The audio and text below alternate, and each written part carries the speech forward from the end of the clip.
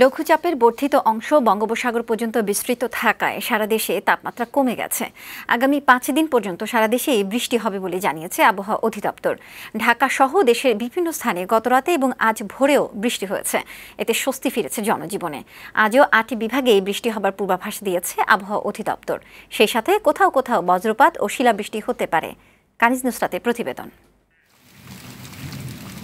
এক মাসের বেশি সময় দেশ জুড়ে টানা তাপপ্রবাহের পর কয়েকদিন ধরেই বৃষ্টি ঝরছে বিভিন্ন অঞ্চলে। এতে তাপমাত্রা কমে জনজীবনে স্বস্তি এসেছে। মঙ্গলবার দিনগত রাতে চুয়াডাঙ্গা, রাজশাহী, নাটোর সহ দেশের বিভিন্ন স্থানে বৃষ্টি ও ঝড় হয়েছে। ফলে এসব এলাকায় আগুনঝরা তাপপ্রবাহ ও গরমের অস্বস্তি কেটে মানুষের মধ্যে স্বস্তি ফিরে আসে। প্রাণ ও প্রকৃতিতে ফিরেছে সজীবতা। আবহাওয়া অধিদপ্তর বলছে, রাজশাহী, রংপুর, ঢাকা, খুলনা, বরিশাল ও চট্টগ্রাম বিভাগের অনেক জায়গায় এবং ময়মনসিংহ ও সিলেট বিভাগের কিছু কিছু জায়গায় ঝোড়ো হাওয়া বয়ে যেতে পারে। সেই সাথে বজ্রসহ বৃষ্টি হতে পারে। কোথাও কোথাও বিক্ষিপ্তভাবে শিলাবৃষ্টি হতে পারে বলে জানিয়েছে সংস্থাটি। আগামী 3-4 দিন এমনকি 5-6 দিনও কন্টিনিউ করতে পারে। সেক্ষেত্রে যেটা হবে, তাপমাত্রা মোটামুটি অনেকটা সহনীয় পর্যায়ে থাকবে।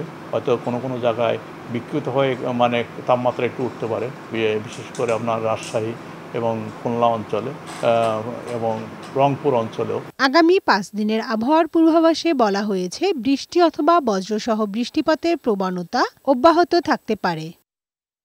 ডেস্ক রিপোর্ট, বৈশাখী সংবাদ।